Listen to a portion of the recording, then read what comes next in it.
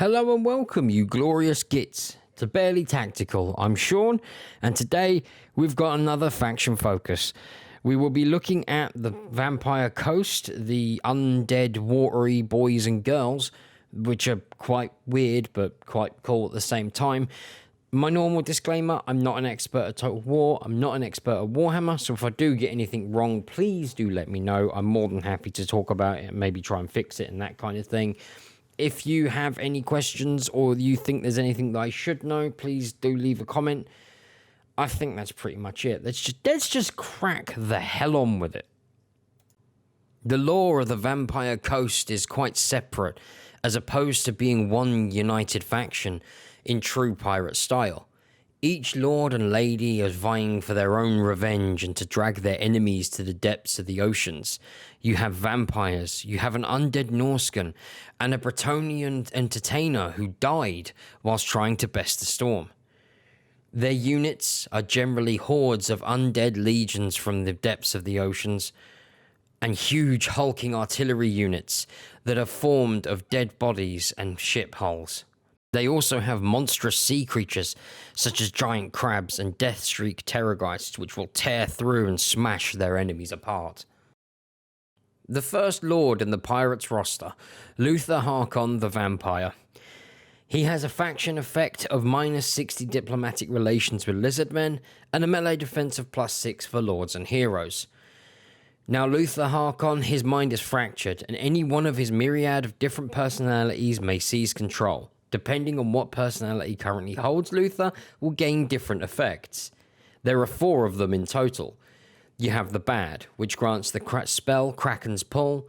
You gain weapon damage of +15%, missile damage of -15%, and a cooldown of +50% to Kraken's Pull.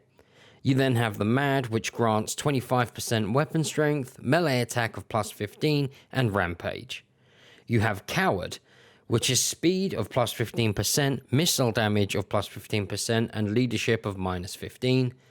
You have the Narcissist, which grants you the spell Vangeist's Revenge, sorry about that, a speed of -15%, melee defense of +15, and a cooldown of +50% to the spell. The magic resistance is increased by 25% for all units in the Lord's army, and he has a leadership of +8 when fighting lizardmen. Also, he gains vampiric corruption of +3 in the local province. And next, and I'm sorry if I butcher this, Count Noctulus. He has the faction effects of gaining war declaration missions, which will grant him unique rewards, a pirate crew recruitment capacity of +2, recruitment duration of -1 turn for Necrofex Colossus units with a minimum of 1 turn.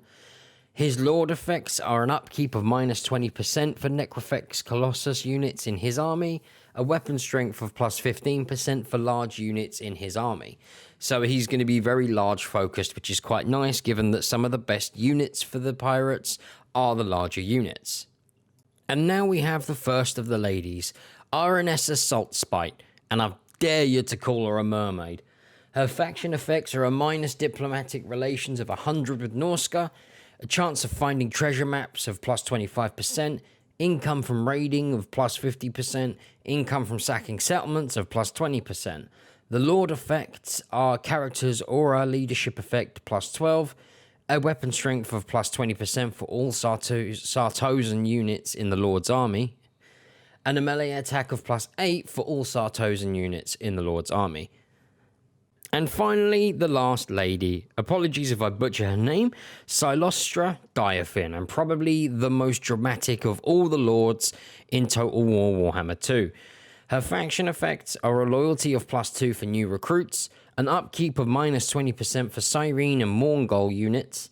Her Lord effects are physical resistance of +5% for all units in the Lord's army, and she enables magical attacks in her army. The Vampire Coast campaign is quite different from other factions. You're not tied to the land.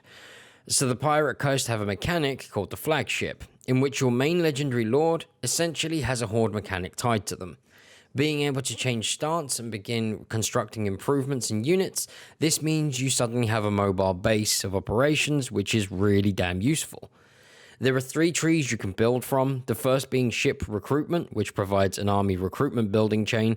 After this, you have the ship structure that provides buildings that buff you up, and it gives buffs such as campaign movement, upkeep reduction, casualty replenishment, and pirate crew growth. And lastly, you have a unique chain which provides offensive and defensive buffs to your army. So the Vampire Coast have a mechanic known as Pirate Coves. This works very similar to the Skaven Undercities. The biggest difference you're going to notice is that you gain gold and infamy instead of gold and food. These can be quite expensive initially, but can become very lucrative in mid to late game, and can really help bump you up in the pirate rankings. And now we're on to infamy and lost Seashanties. You have no idea how many times I've had to record that bit. So as with all pirates, you're going to be wanting to become the most infamous on the seas. To accomplish this, you're going to have to gain something called infamy. You can do this for a few actions, which is winning battles, capturing settlements, or setting up pirate coves. They all provide a decent amount. As you gain infamy, you're going to be moving up a rating list of pirates. This is going to give you a lot of challenges, but also a lot of good rewards. As your level increases, other pirates are going to challenge you for your position on the list, which means you're going to be dragged into a lot of random battles. The higher on the list that you progress, the stronger that your enemies become, but also the greater rewards that you will receive. And now we're on to the Lost Seashanties. Another unique mechanic for the Pirate Coast. This is something that affects your entire armies on the map. You will be able to collect 3 lost verses, and each you find you will gain a buff from doing so. The way you find these verses is by rising up on the list of infamy. When you reach certain levels, you will be challenged by other pirates who possess the verse. You defeat them, and you claim the verse for yourself. It's pretty simple. The Pieces of 8. In order to recruit regiments of renown, you will be required to obtain the Pieces of 8. The way you gain these pieces is by defeating the rogue pirates who hold on to them. Once the piece is yours, you'll be able to recruit a specific regiment of renown. The only unit of renown that this does not apply to is the almighty Queen Bess, who requires a rite to be performed to be able to recruit her. You wouldn't be much of a pirate if you weren't looking to plunder some booty. So here you have the treasure map mechanic. This is a system that will give you a cryptic clue as well as a general area to search for some buried treasure. You will start with 1 map in the beginning of your campaign, but can acquire more by defeating enemies. Once you've located the treasure, you will often find it's quite generous with the amount of gold it's given you. Offices. This is a system that works incredibly similar to the Wood Elves mechanic. You will be able to appoint lords into positions once they've reached the required amount of 5 loyalty. When a position is filled, they will provide a set of buffs, often with faction-wide benefits. The Vampire Coast economy. This is probably the most average part of their campaign. They don't really have a mass amount of gold-producing buildings for you to gain access to, unless you're lucky enough to come across resource buildings. Having docks is a nice thing, but even then, they were nerfed a bit, so they're not incredibly useful. Your main staple of gold will be probably coming from raiding and sacking settlements and that kind of thing, especially if you're playing as Arnessa, who gets a nice little boost for it. Other than that, there's not a whole lot I can say about the economy. Like I said, it does feel very lackluster and like you will be struggling at some points, but then once you've got the ball rolling, you'll probably be absolutely flowing in gold, so you won't complain about it too much. So the Vampire Coast's battle tactics. Now, they play quite similar to Skaven. You're going to be very heavily focused on ranged units and artillery units. You'll have some decent monstrous units at your disposal from mid to late game as well, which is quite nice. But you're generally going to be running with 4 or 5 cannon fodder units early game to hold the enemy's front line, whilst you just pepper them with bullets and cannonballs and stuff like that. Mid to late game, you'll probably start getting some depth guard, which can hold the enemy a bit longer and be a bit more effective at it, which is quite nice. They are expensive, so it's kind of up to you whether you think they're worth it or not. But you do get access to probably the most powerful artillery unit in the game, Queen Bess. Now, she's restricted to 1 per army, so it stops her from being too overpowered and allowing you to have, you know, a doom stack of Queen Bess. I've tried it in the laboratory. Believe me, that's a lot of fun.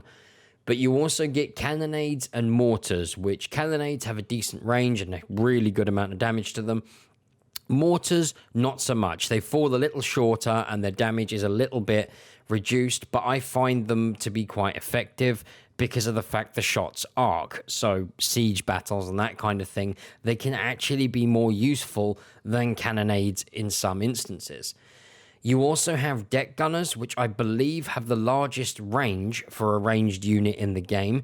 So they're pretty damn decent. You can just sit back and make everyone come towards you and then watch them rain death, which is, again, so damn enjoyable. You have the Necrofexa Colossus, which is your artillery monster thing, which also squashes stuff. I really don't know how to describe that other than the fact it's bloody good. You get Death Shriek Terrorgeists, which are like a flying bat, dragon, undead thing. And they're quite strong and fast, which is quite handy, using them to flank enemies and that kind of thing, harassing ranged units, stopping artillery units from doing too much damage to your forces. You get the general idea. And then you also get the giant crab things, which are called Rotting Leviathans, I believe. I might have got that wrong, which it's just fun chucking them into the enemy and watching them send them God knows how far back. With that, I think we are done. And with that, that wraps up the video. Thank you for hanging out with me, everyone. I've missed making these. The DLC knocked me back a little bit. So I'm glad to be starting to gradually get back to scheduled stuff. If you enjoyed it, please do leave a subscribe or comment or a like or, well, I don't know, whatever. I'm terrible at this outro business. You can join Discord or you can catch me on Twitch where I do a lot of Let's Plays. I often do Let's Plays of the Faction Focus, or I will do community campaigns where people have requested certain stuff and that kind of thing. So again, thank you for hanging out. It's always appreciated. This channel has done far better than I ever thought it would do, and that's all because of you guys. So I can't thank you all enough. And I'm going to bugger off now and go and be productive on something else. Goodbye, you glorious gits.